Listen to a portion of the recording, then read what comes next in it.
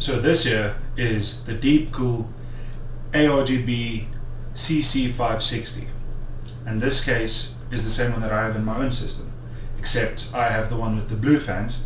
I actually ordered this one, but I got the one with the blue fans, so what can you do? And so I thought I would buy the right one again and actually get the right fans, which hopefully I did, looks like I did. And we're going to build a system in this case. This is a case that I really like. I think for the price it offers immense value, and I think that it has a lot of features going for it. They cut some corners to keep it cheaper. It is only around 1,000 Rand, which is about $60. So I think it's an immense case for that price. Full ATX case, looks amazing, and it has the tempered glass, of course, and I think it has a lot of features and a lot to offer. So with that said, let's build in it. Let's open it up. Alright, so here it is, the Deepcool CC560 ARGB.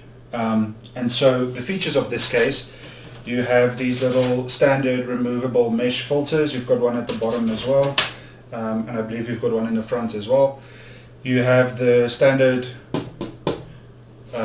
tempered glass side panel. You have these 4 screws that you can use to remove it if you wish to open it up, obviously. At the back you have, unfortunately, breakout PCI port, little shields, little covers. So those are breakout, but that's what happens when you get cheaper cases. You've got support for a full-size power supply, and over here at the back you've got space for 2 hard drives, normal hard drives, full-size hard drives. And then at the back you've got 1 ARGB fan, and I'm just going to show you like this. You've got 3 more ARGB fans there as well. It's got a nice little basement. It looks quite good, and apart from that, not much else to talk about really. You have space for 2 SSDs that you can side mount, or you can put them in the hard drive bay if you don't have 2 hard drives to fill it up with. So with that said, let's take a look at the inputs at the front. The front panel, we have a power switch, USB 2, combined audio, USB 3, and an LED button, which leads me to believe that the case isn't actually ARGB, just RGB, if you can control it like this. Or maybe it still is ARGB. I don't know if it has a motherboard header. I can see a little eSATA there, which means that the whatever controller they have back here is powered by SATA. In fact, let's open it up and I'll show you those hard drive bays, and I'll see for myself what controller they have in here for the fans. That one is tight. There we go.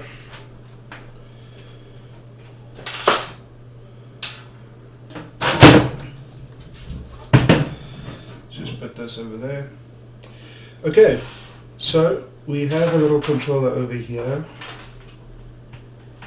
Yeah, it seems pretty standard.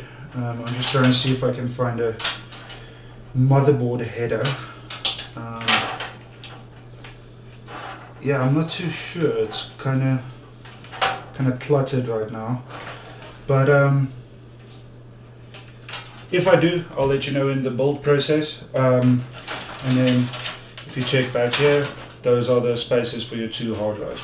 So yeah, so that's the case. It's a case that I really like, and it's one that I'm excited to build in. So let's get to the build parts. Stay with me. Okay, so these are the parts that we have. First off, let's start with the power supply here. We have a RaidMax 530 watt unit. So most of these parts are second hand. You can see this one's a little bit dirty, so we'll clean that up a little bit.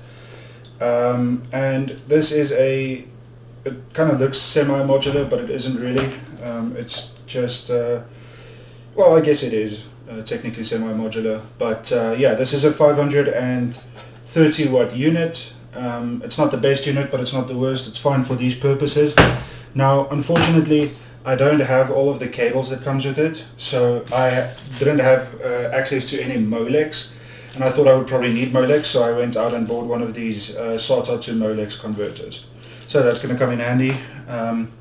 Moving on to the graphics card, we have a classic beast. This is a GTX 970 4GB Strix variant, and it's a beautiful card.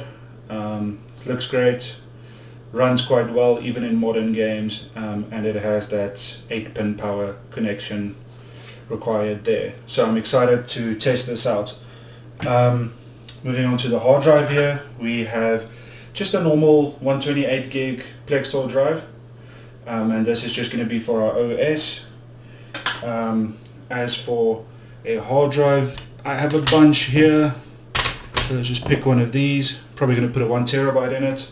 So just a normal WD green 1 terabyte, nothing fancy, just a hard drive. Then let's move on to the motherboard, CPU, and fan. So I don't even know what fan this is. It says Chroma, but you know, it reminds me of those old Zolman fans, but it's fine for this. It actually doesn't look half bad if you look at it like that. So it's going to be fine for these purposes. And this is just a normal MSI board, DDR3. And as for the CPU that we have in here, I'm actually not exactly sure which one. I'll put a little text that says the CPU, but I believe it's a 3rd or 4th gen i5. That's what I think, at least. I'm not exactly sure what's in this. Okay.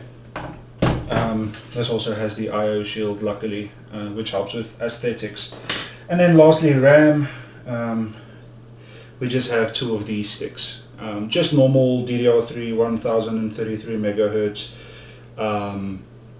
8GB sticks. So we have 16 gigs in total, and yeah, that's going to be it for the part selection. I think the build is going to come out looking quite nice, and I think it's going to be a capable mid-range gaming build for someone looking to play entry-level games. So I shouldn't say mid-range, but yeah, it's going to be a capable build. You'll be able to play anything really, just not maxed out. But with that said, let's get to building it. Let's do it.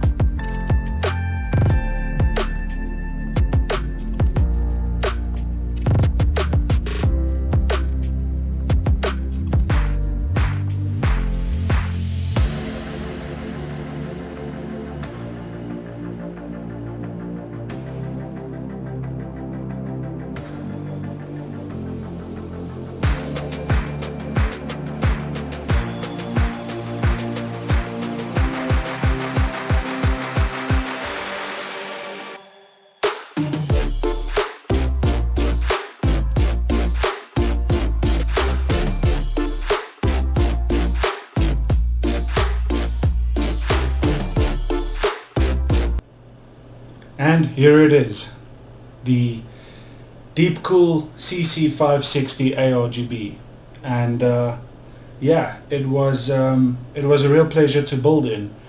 No hassle, everything standard, everything easy.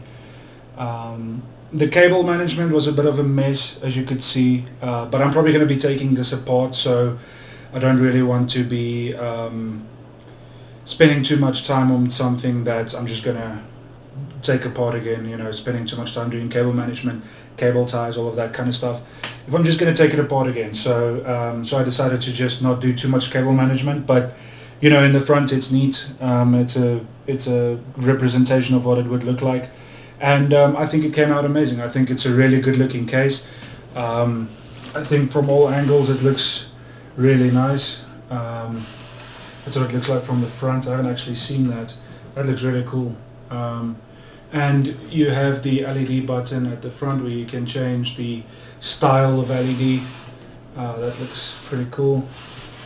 And yeah, I think it's a really good case. I think it's not expensive for what you get at around $60, and I think it's good value for money. Let's see some of these options. Put it like this so you can see it. Okay, that's kind of cool. So cycling through all of the colors.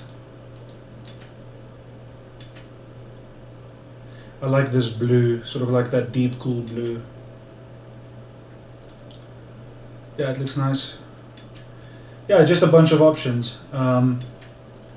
So I saw in the box of the case there was a little plastic sleeve with some cables in it that seem to be cables that you can hook up to the motherboard if you have a compatible motherboard. So it does seem that this is ARGB, and you can hook it up to your motherboard and control the lights by software as well. So they've sort of given you both options, which is a very good to have sort of thing. So yeah, won't complain about that. I think that's a good bargain. So with that said, this is the case. This is how it came out. I think it looks amazing, and yeah, I think it's a really good choice for a budget case. And I feel like this, you know, this is at $60. It is a budget option. So yeah, really happy with it. Not much more to say. With that said, let's remove this little plastic wrap. So these little screws always get in the way, so this isn't going to go very well. But yeah, not going well at all. I think maybe I should put it flat and do it that way. Ah, screw it, let's just do it. This is the worst. This is the worst. That was the worst. I'm not very good at this. So yeah, that's the case. Looks amazing. Sorry, my camera keeps on focusing. Came out really well, really happy with it, and I hope you like it too. I'm going to do things a little bit differently today. This is basically the end of the video in terms of me speaking about it, but I'm going to do a little montage of shots at the end there for you to enjoy of the case itself. So thanks for watching, hope to see you in the next one, and let me know what you think of the case. I think it's a really good budget option. I think if you don't want to spend more than $60, this should definitely be in your considerations, and I think Deepcool are doing a really good job with their products lately. So that's about it for the case. Check out the montage at the end, and thanks for watching. See you next time.